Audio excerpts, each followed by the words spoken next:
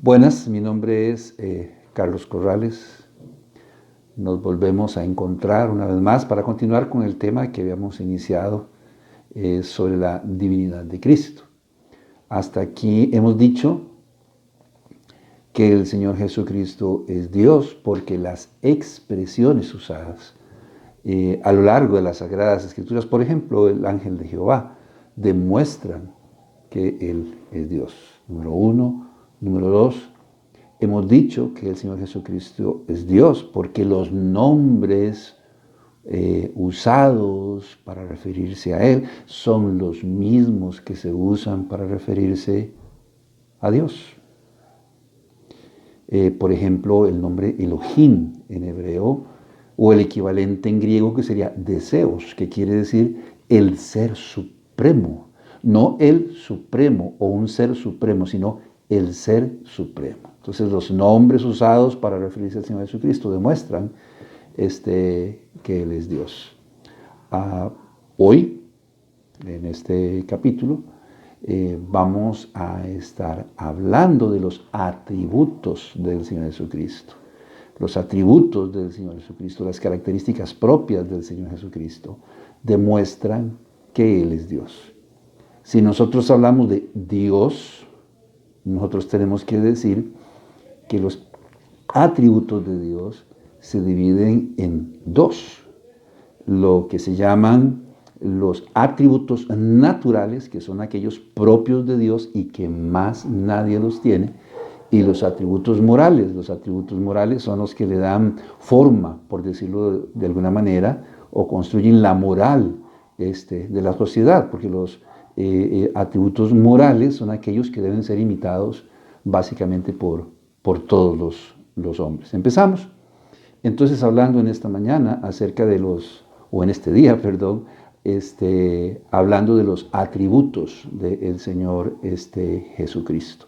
Entonces, en primer lugar, vamos a ir al libro de Isaías, al capítulo 42, al versículo 8, y vamos a comenzar a hablar de los atributos naturales de Dios. Entonces, vuelvo a repetir, los atributos de Dios se dividen en dos, naturales y morales. Los atributos naturales son aquellos que son propios de Dios y nadie más los tiene. Isaías capítulo 42, entonces, en el versículo 8, dice: Yo Jehová, este es mi nombre, y a otro no daré mi gloria, ni mi alabanza a esculturas.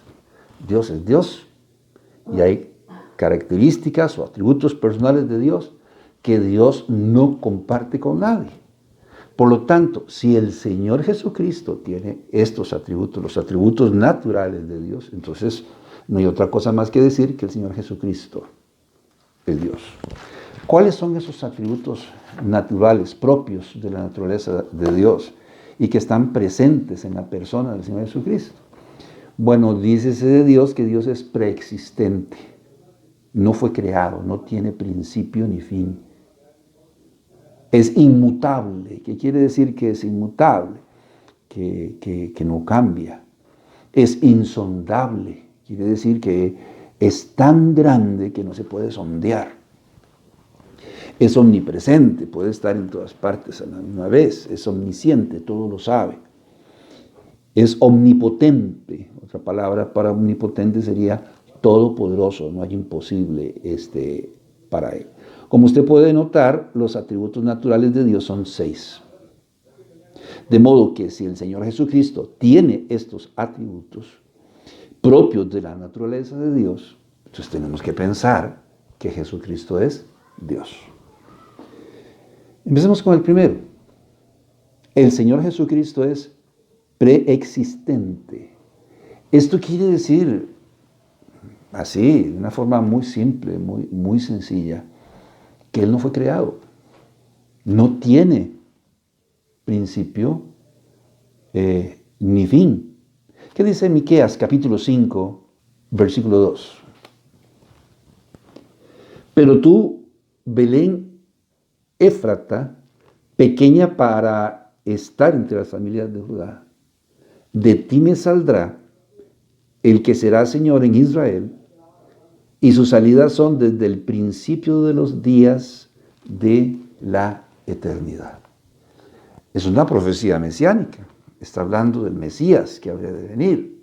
Está hablando del Verbo de Dios. Está hablando del Señor Jesucristo. Y dice que aunque nacería en Belén, como hombre, está diciendo bien claro que sus salidas son desde el principio, desde los días de la eternidad. O sea, el Señor Jesucristo como Dios ya existía. A través de la Virgen María lo que hizo fue humanarse, pero ya Él existía. Por eso recordamos en el libro de Hebreos, en el capítulo 7, en el versículo 3, con Melquisedec, rey de Salem, si usted recuerda, que con Melquisedec no se registra su genealogía, su ascendencia, su descendencia. ¿Por qué? Bueno, para hacerle semejante al Hijo del Hombre, el cual no tiene principio ni tiene fin.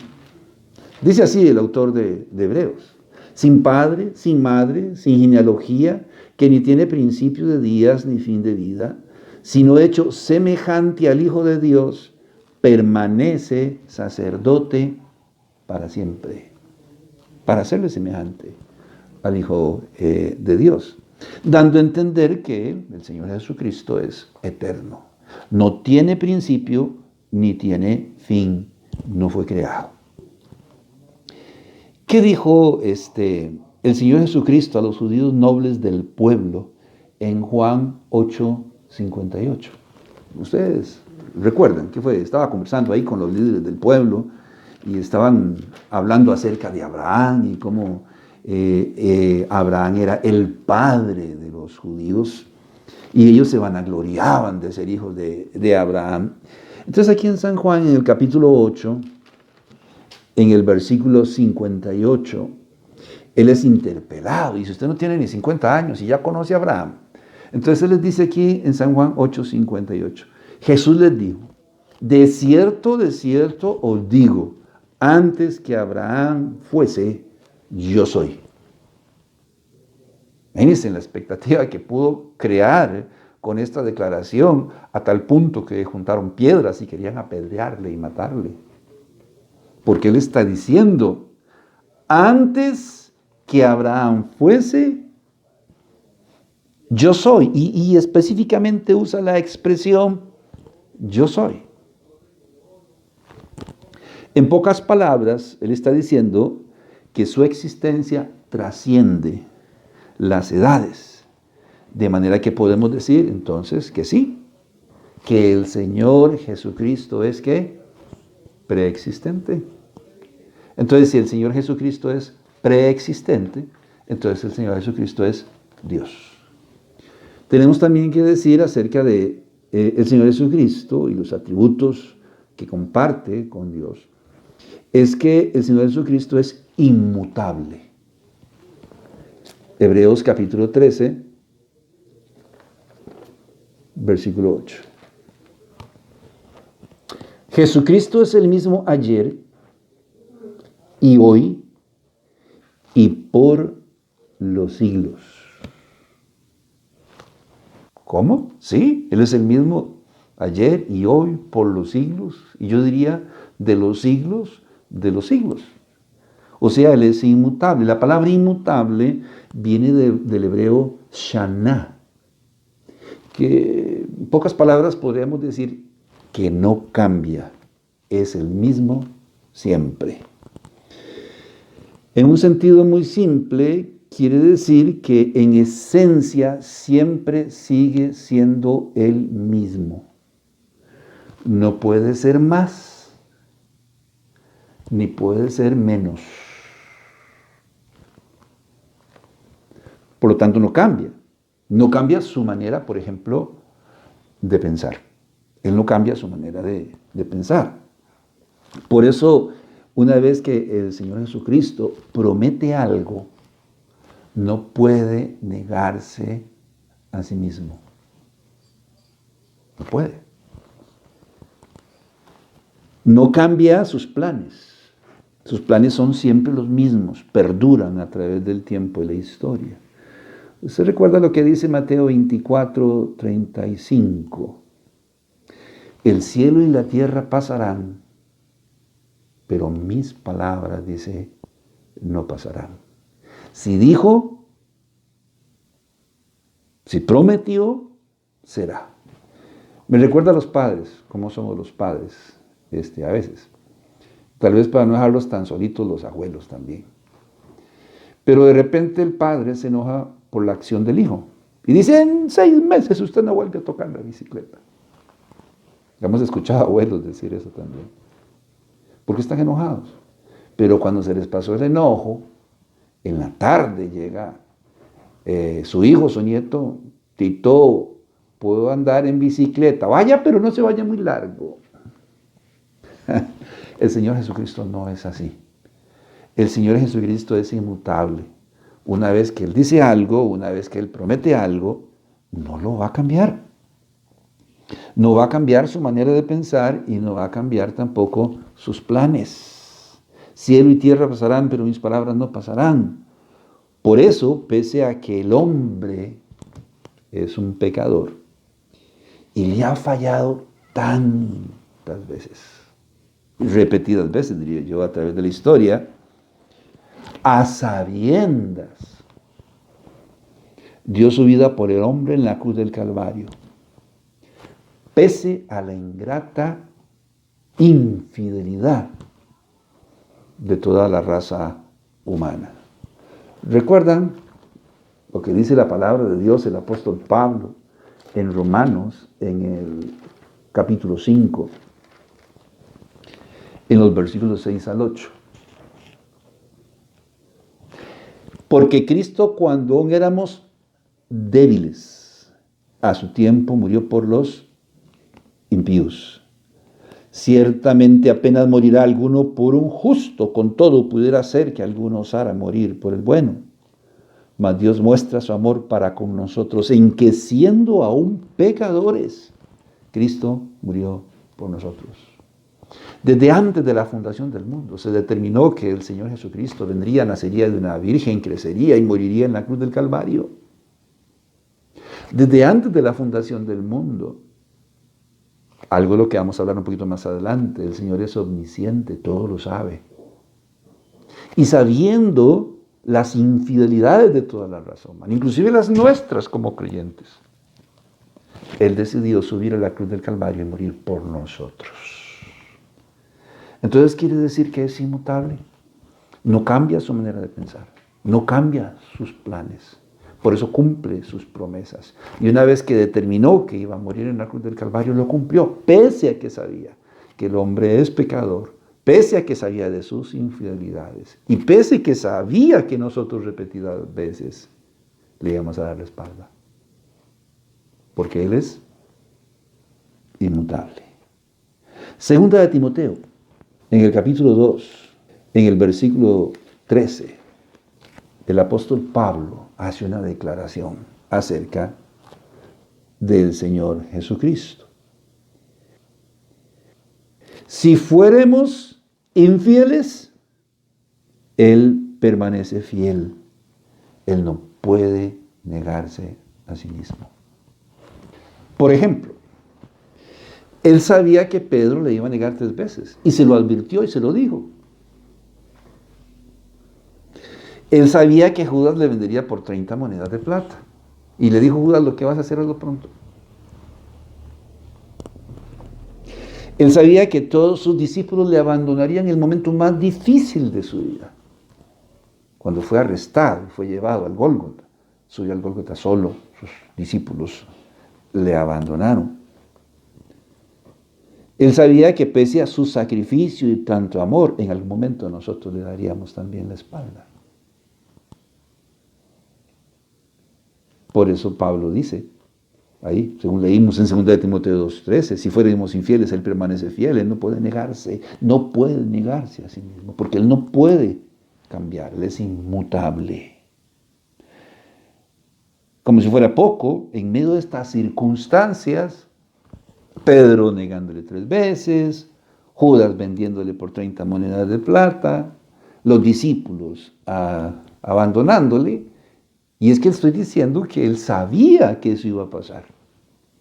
Mirando el futuro y contemplando la traición de la raza humana, la infidelidad de los creyentes, tenía encima, así, a Satanás. ¿Cómo es que dicen? Hincándole. Recuerda el caso con Pedro. Señor, mire, ¿para qué usted va a sacrificarse y a morir ahí en una cruz del Calvario? Señor, ¿para qué? Y el Señor se vuelve. No mira a Pedro, mira a quién está detrás de Pedro y le dice, apártate de mí, Satanás. Eso es mucha presión. Tanto que la noche en que fue arrestado, dice que él estaba angustiado, estaba sumamente triste hasta la muerte.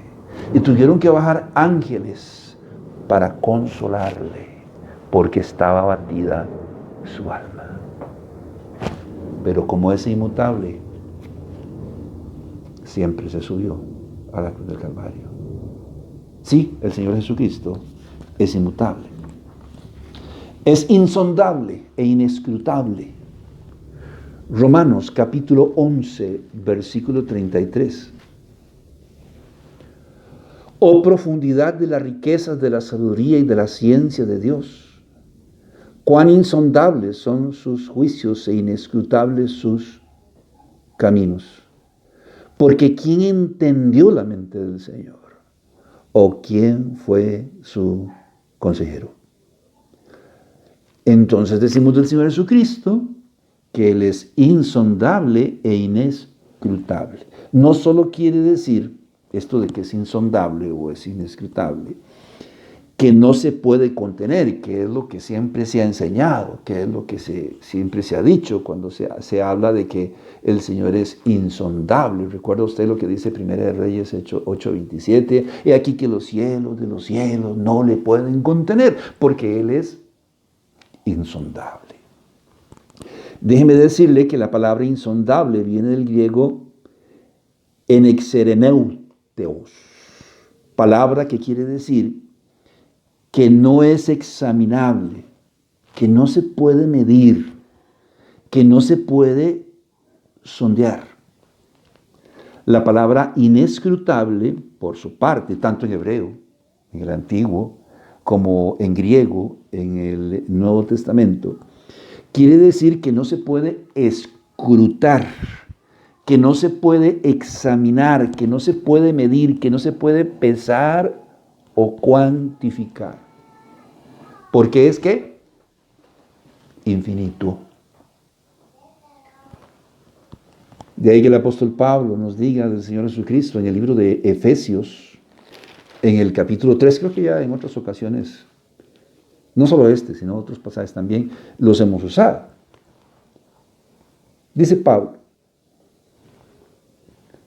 seáis plenamente capaces de comprender con todos los santos cuál sea la anchura, la longitud, dice, la profundidad y la altura, y de conocer el amor de Cristo que excede a todo conocimiento, para que seáis llenos de toda la plenitud de Dios.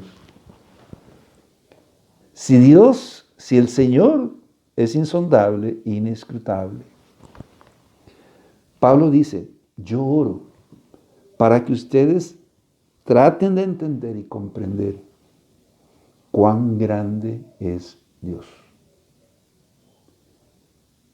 Óigame, si Dios es insondable, si es inescrutable, ¿cuándo vamos a llegar a entender la grandeza de Dios? La grandeza de un ser infinito. Bueno, esa era la oración de Pablo.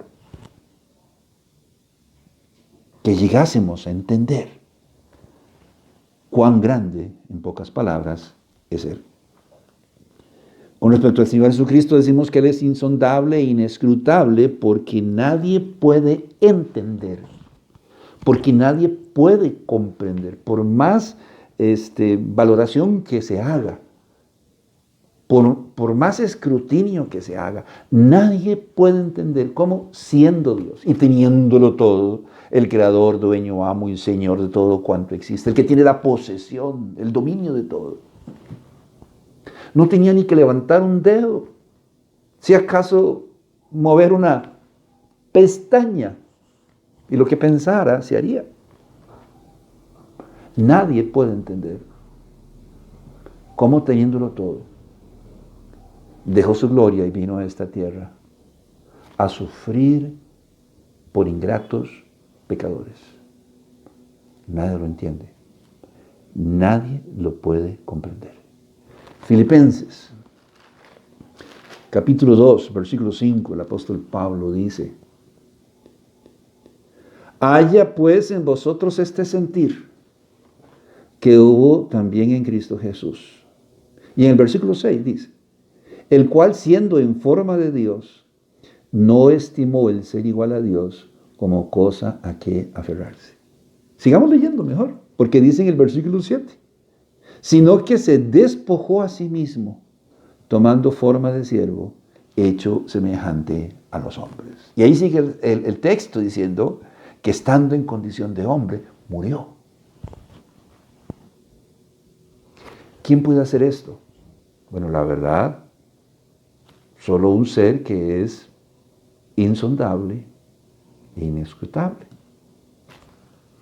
Es incomprensible. También es omnipresente. El Señor Jesucristo es omnipresente, por supuesto que es omnipresente. El ser omnipresente es lo que le permite ser Padre, ser Hijo y ser Espíritu Santo. No hay que hablar mucho acerca de eso. Si no fuese omnipresente, si no fuese Dios, entonces no podría ser Padre, Hijo y Espíritu Santo, lo que es incomprensible para nosotros, pero es un hecho. Porque está declarado en las Sagradas Escrituras como un hecho. Es omnisciente. O sea, todo lo sabe. Ay, Padre, que yo no sé qué hacer, porque esto y el otro y este problema me viene. Y el Señor dice: y yo sabía. Antes de que le digamos nada, ya Él lo sabe. Ay, qué Dios más ingrato. ¿Cómo ingrato? Ingratos somos nosotros, que Él tiene que permitir que suframos para que tengamos que venir a visitarlo y a tener un tiempo de calidad con Él. Entonces dice aquí en Mateo, en el capítulo 12, en el versículo 24 y 25. Mas los fariseos, los doctores de la ley, mas los fariseos al oírlo decían: este no echa fuera los demonios, sino por Belzebú, príncipe de los demonios. Sabiendo Jesús los pensamientos de ellos, les dijo: todo reino dividido contra sí mismo es asolado, y toda ciudad o casa dividida contra sí misma no permanecerá. Entonces eso es lo que dice la palabra de Dios en Mateo 12, en el versículo 24 al 25, y sabiendo los pensamientos de ellos. Y va adelante. Siempre sabía lo que estaban pensando, siempre sabía lo que estaban sintiendo, siempre sabía lo que iban a decir. No en esta ocasión, en muchas ocasiones. Si usted lee la Biblia, está acostumbrado a leer la Biblia y el Nuevo Testamento, me imagino que se habrá encontrado con todos y cada uno de esos pasajes. Con Natanael en Juan en el capítulo 1. Y llega Natanael y le dice: mire, este es Natanael, el varón así, así, así. Pero Señor, ¿de dónde me conoce usted? Si yo hasta ahora lo veo, ¿sí? Yo te vi detrás de la enramada. ¿Qué estaba haciendo Natanael ahí? No sé. Pero el Señor lo vio. Y no lo vio porque fuese testigo ocular, porque era imposible en ese momento. Natanael no estaba en la región.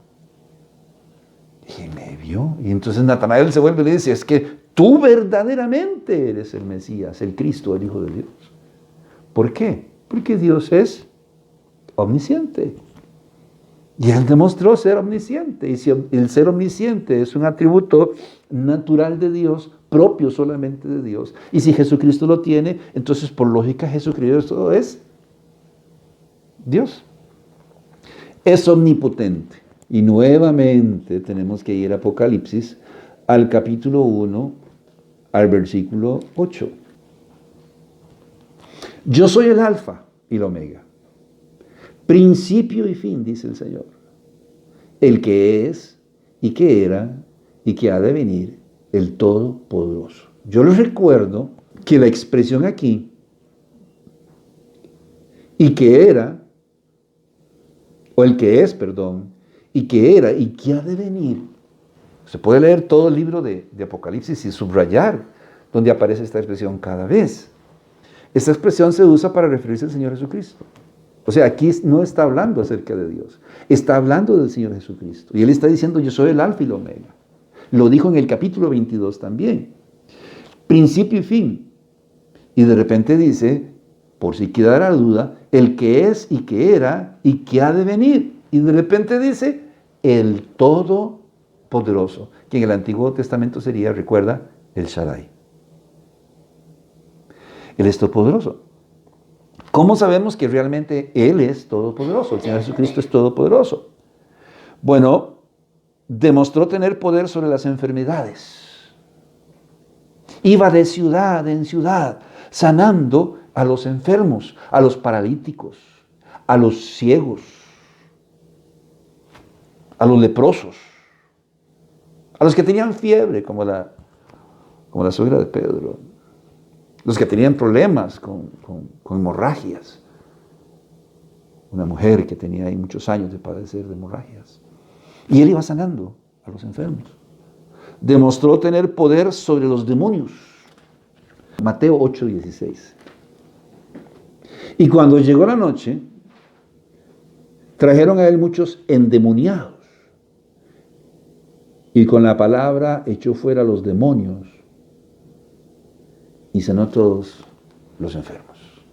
Dice que llegando la noche, le trajeron muchos endemoniados. Yo creo que en ninguna época ha habido tantos endemoniados como en la época del Señor Jesucristo anduvo aquí en la tierra. Se alborotaron. Donde el Redentor del mundo vino a predicar su palabra de salvación y redención, los demonios entraron en acción. Pero cuando lo veían venir, corrían ante Él, se postraban a sus pies y le imploraban que no los mandase al abismo. ¿Me escuchó? Corrían delante de Él, proclamaban su nombre y le rogaban, le suplicaban que no los enviase al abismo, porque tenía poder y autoridad sobre los demonios. Algo que me llama la atención es que se han escrito libros, manuales, para poder liberar a un endemoniado. ¿Qué dice aquí Mateo 8:16?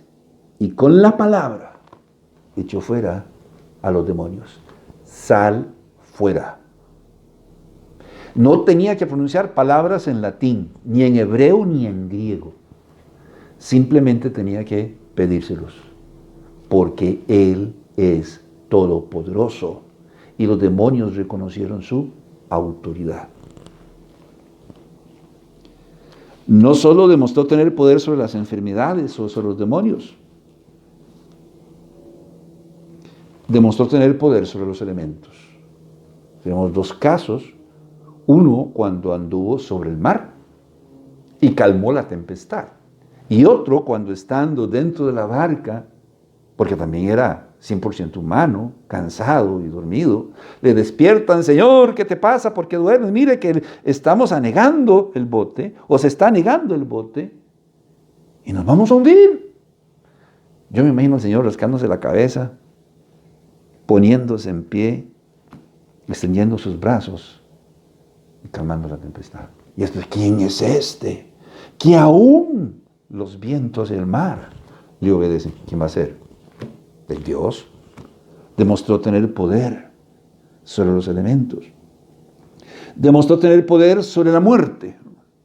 Resucitó a la hija de Jairo, al hijo de la viuda de Naín, a Lázaro. Y Él mismo se levantó victoriosa sobre la muerte.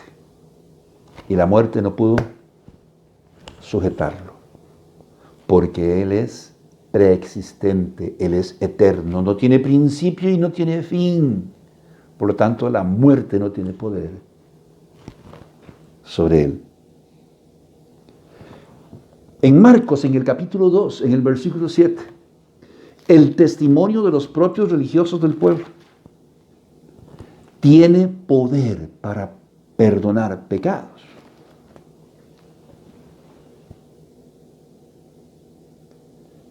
El Señor sana a un paralítico y le dice: hijo, tus pecados te son perdonados. Inmediatamente los doctores de la ley le dicen en el versículo 7, ¿por qué habla este así? Blasfemia dice, ¿quién puede perdonar pecados si no solo Dios? Por eso lo hace. Ellos mismos lo están diciendo, solo Dios puede perdonar pecados. Sí, pues por eso lo hace, casualmente por eso. Él puede hacerlo porque Él es Dios. O no le decimos nosotros a nuestra esposa, a nuestro esposo o a la persona que nos viene a pedir perdón, y no le decimos nosotros que lo perdone Dios. Tal vez porque nosotros no queremos perdonar. Yo creo que hay que hacer una distinción entre la capacidad de perdonar que nos da Dios a los hombres y la capacidad de eximirnos del pecado que solo tiene Dios. Así que ellos dijeron, ¿quién puede perdonar pecados si no solo Dios? Casualmente, por eso lo hizo, porque Él es Dios. Demostró también su poder para hacer milagros. Cambió el agua en vino, multiplicó los peces y el pan, caminó sobre las aguas, calmó la tempestad, maldijo la higuera, así, y se secó. Por eso decimos que el Señor Jesucristo es Dios, porque tiene los atributos naturales de Dios, aquellos que son propios de la naturaleza de Dios. Él no solo tiene los atributos morales. ¿Cuáles son los atributos morales? Bueno, básicamente, si no recuerdo, son 4. Los atributos morales son aquellos atributos que los seres humanos podemos imitar. Por ejemplo, Él es amor. Todo lo que Él sufrió, su martirio y crucifixión, demuestran un gran amor por la humanidad. Sufrió lo insufrible. ¿Recuerda la palabra excruciante? No existía una palabra para poder identificar o describir el dolor del Señor Jesucristo. Tanto que médicos y científicos tuvieron que crear la palabra excruciante para describir la magnitud del sufrimiento del Señor Jesucristo. Palabra que se usa para referirse a un dolor que no tiene descripción. ¿Y por qué sufrió? El dolor excruciante, por amor. Entonces Él es amor. Él es verdad, que es el otro atributo moral de Dios. Se los puedo decir así. Él es amor, Él es verdad, Él es santo, Él es justo. Teológicamente son los atributos morales de Dios. Del Señor Jesucristo dice en San Juan 14:6, yo soy el camino y la verdad y la vida. Entonces dícese de Jesucristo que Él es verdad. La palabra verdad viene del griego aletheia, que quiere decir que es veraz, que es de verdad, que es verdadero, que Él es el original. Tenemos un personaje en el libro de Apocalipsis que se llama el Anticristo. Es un pseudo Jesucristo. Es un falso Cristo. Pero de Jesucristo se dice, si la palabra Cristo es en griego la palabra equivalente a Mesías del Antiguo Testamento, el ungido, el que vendrá, el Redentor. Entonces nosotros decimos, Jesucristo es el verdadero. Él es el de verdad. Apocalipsis capítulo 1, versículo 5. Y de Jesucristo, el testigo fiel, el primogénito de los muertos y el soberano de los reyes de la tierra, al que nos amó y nos lavó de nuestros pecados con su sangre. Y de Jesucristo, el testigo fiel. Él es verdad, Él es veraz, Él es verdadero, Él es original, Él no miente.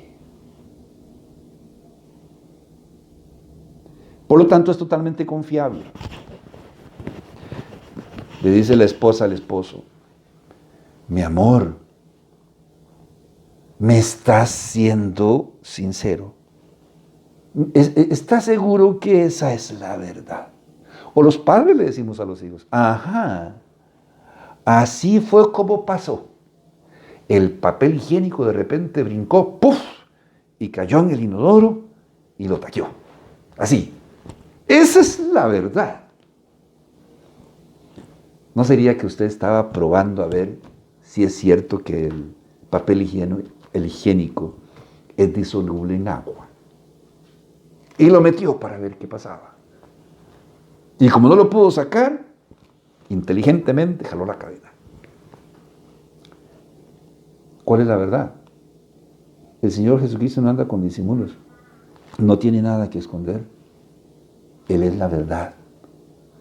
Pero quiere decir que es veraz, que es verdadero, además de que es el original y que no puede mentir. Por eso Juan en Apocalipsis dice: y de Jesucristo el testigo fiel. Un día nosotros vamos a ir delante de la presencia de Dios y le vamos a tener que dar cuenta a Dios por todos nuestros actos y nuestras acciones. Le voy a ser sincero, yo espero poder tener al Señor Jesucristo a mi favor, porque Él es fiel. Es un testigo fiel, no se va a cuestionar su palabra ni lo que Él diga. El problema es si el Señor Jesucristo no puede estar a mi favor. Por dicha lo tengo de abogado defensor, pero dice la palabra de Dios que Él es fiel o verdadero, que es totalmente confiable, estable, firme, seguro, veraz, y puede brindarnos también un sólido refugio, una sólida protección, una guía infalible. Puede brindarnos también seguridad y estabilidad a nuestra vida. Eso quiere decir que no nos va a fallar en el momento determinado. Y esto es muy interesante. Hay un poema, yo sinceramente no sé quién es el autor, pero Las huellas sobre la arena. Y ahí iba el Señor Jesucristo y nosotros a su lado caminando, iban 2 pares de huellas en la arena.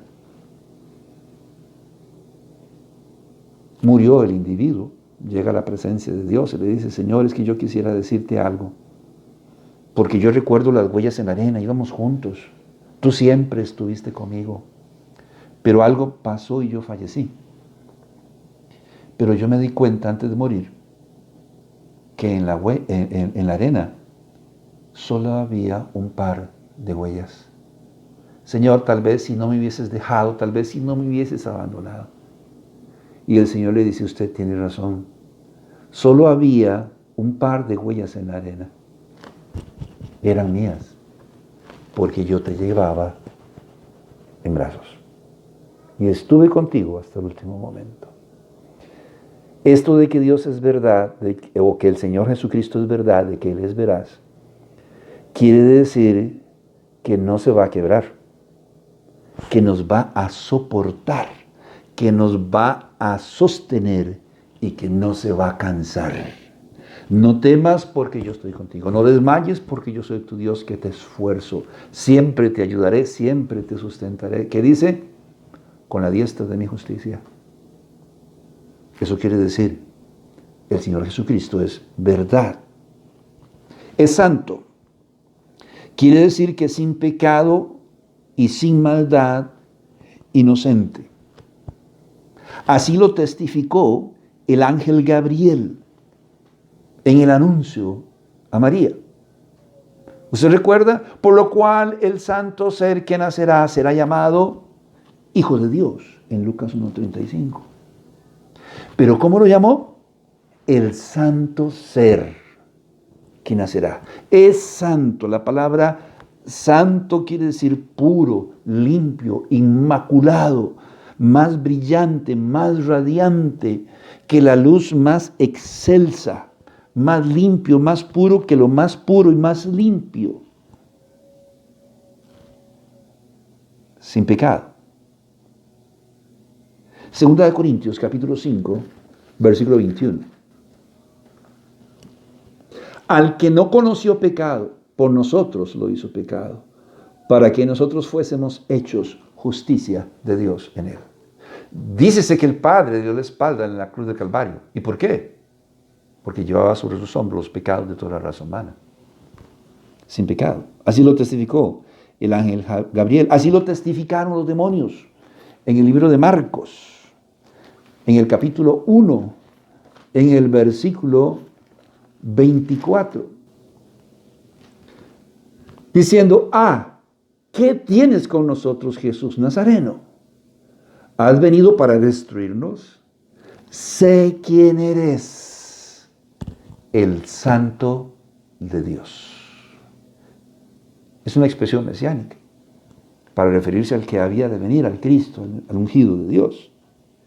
Y los mismos demonios reconocieron que el Señor Jesucristo es santo. Así lo testificaron los profetas. Así lo testificaron los autores del Nuevo Testamento en cada uno de sus libros, en cada una de sus cartas. Que el Señor Jesucristo es santo. Está por encima del pecado, pero está por encima de lo más puro, más limpio y más pulcro. Por eso, cuando nos acercamos a Dios, o pronunciamos el nombre del Señor Jesucristo, tenemos que lavarnos la boquita también. Tenemos que hacerlo con las manos limpias y un corazón puro. Porque Él es que es santo. No nos atrevamos a acercarnos a Dios solo porque lo necesitamos y no hemos arreglado el problema del pecado. Él es justo. La palabra justo quiere decir recto, derecho, honorable, que es inflexible, no se quiebra, firme, que no es sobornable, que no practica el cohecho, que es inconmovible. San Juan capítulo 5, versículo 27. Y también le dio autoridad de hacer juicio, por cuanto es el Hijo del Hombre. Y en Apocalipsis 19, 11, dice Juan del Señor Jesucristo: entonces vi el cielo abierto y aquí un caballo blanco, y el que lo montaba se llamaba Fiel y Verdadero, y con justicia juzga y pelea. Él es justo. Él es justo. Y usted va a llegar, mire, Señor, yo quiero decirle que es que usted sabe que las acciones y lo que yo hice, que la mujer, que el hombre, que los hijos, que el patrón, que el vecino, que las hijas. Ey, no me diga nada. Yo soy omnipresente. Yo soy omnisciente. Yo soy verdad. Por lo tanto, me da la capacidad de ser justo. ¿Qué le vamos a decir? Él tiene la capacidad de juzgarnos con justicia. Por eso dice el apóstol Pablo en Romanos que nosotros somos sin excusa delante de Él. Vamos a llegar a su presencia y vamos a tratar de justificar nuestras acciones. Y quiere que les diga una cosa: al Señor Jesucristo se le delegó juzgar a los hombres. Y como es omnipresente y omnisciente, es el juez perfecto. Nada escapa delante de sus ojos y vamos a ser sin excusa delante de Él. Conclusión. En base a todo lo que hemos dicho, y que el Señor Jesucristo tiene los atributos naturales y morales de Dios. Los atributos naturales son aquellos que son propios de la naturaleza de Dios, más nadie los tiene. Bueno, si Él tiene estos atributos, Él es Dios. Decía un político costarricense, no vamos a decir su nombre: si tiene plumas de pato, patas de pato, pico de pato y hace cuac, cuac, ¿qué es? ¿Verdad que no hay que sumar mucho? Es un pato. Si el Señor Jesucristo tiene los atributos naturales y morales de Dios, es porque Jesucristo es Dios. Que Dios los bendiga. Nos vemos la próxima envía tus comentarios o pregunta. Por favor, suscríbete al canal para recibir más videos y notificaciones y danos un me gusta. Gracias.